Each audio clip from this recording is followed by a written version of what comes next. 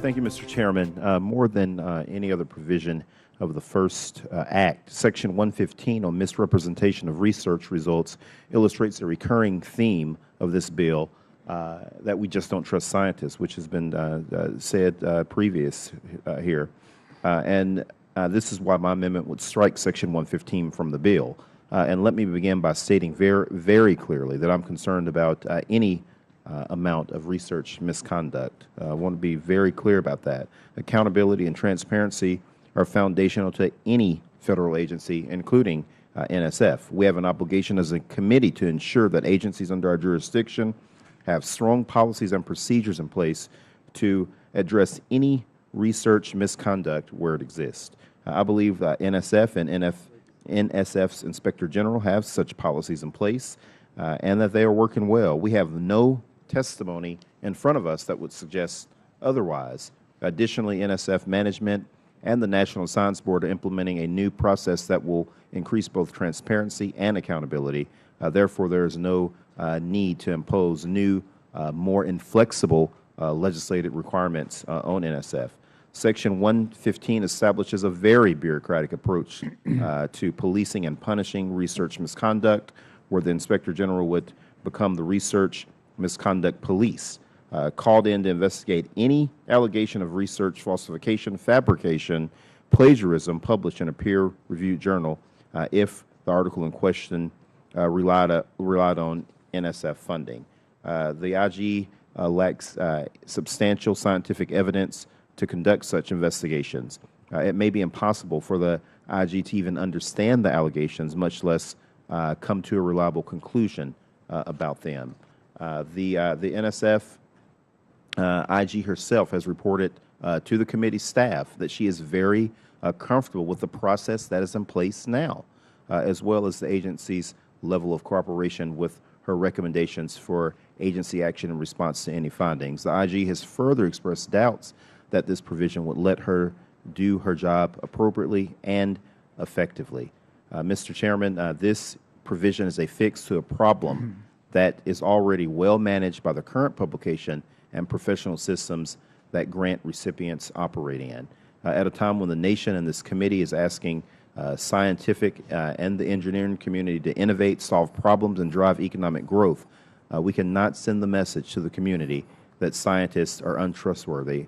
And Mr. Chairman, I also want to point out that one of the flagship universities in our state, University of Texas, which is one of those leading people that I talked about in scientific and engineering community, also one of our biggest economic growths and drivers in the state of Texas when it comes to a lot of this innovation in science.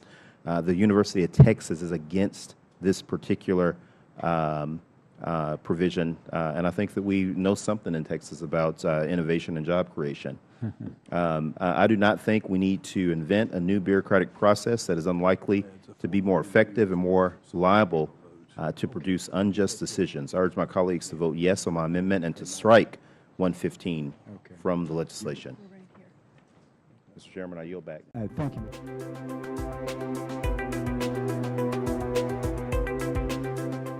Mr. Chairman, thank you. I know that there's concern about this amendment that would establish a community college and industry partnership STEM pilot grant program. It's not germane to the first act because it's directed to the Secretary of Labor. And although there may be germaneness issues, this is a very important program, so I want to take the opportunity to speak very briefly about it. My amendment would establish a pilot grant program that would help create partnerships between two-year colleges and businesses to train for American jobs. You've heard the President talk a lot about these partnerships. We've seen them be successful in Texas with many of our companies that we're looking for tool and die machinists and other areas dealing with manufacturing. And we've all heard from constituents who are looking for a job. And we've also heard from businesses that say that they have jobs that they cannot fill. This amendment is the reason why I wanted to bring it up, because I know this is something that's frustrating for both the employees and the employers that are out there looking. Often employers are looking for individuals with skills that could be obtained in a two-year degree program. In fact, there's a report in the Brookings Institute that says that half of all STEM jobs available to workers do not require a four-year college degree. These STEM jobs are also very high-paying jobs. On average, they have a salary that is 10% higher than for other types of jobs that require less than a 3-year degree, a 4-year degree. We need to help Americans obtain these middle skills that many manufacturers and other groups are looking for in their employees, and that's what my amendment would do. I regret that we cannot have a longer discussion about this particular pilot program and how it would help match up high-paying jobs to American workers, but I hope we can find a time to discuss this in the future. Again, it's something that the President's talked about. It's something that many of our leading manufacturers in this country they've talked about quite extensively. Been several articles in the Wall Street Journal in this particular area, but I understand that it's not germane. So with that understanding, I withdraw the amendment and I yield back the balance of my time. Thank you.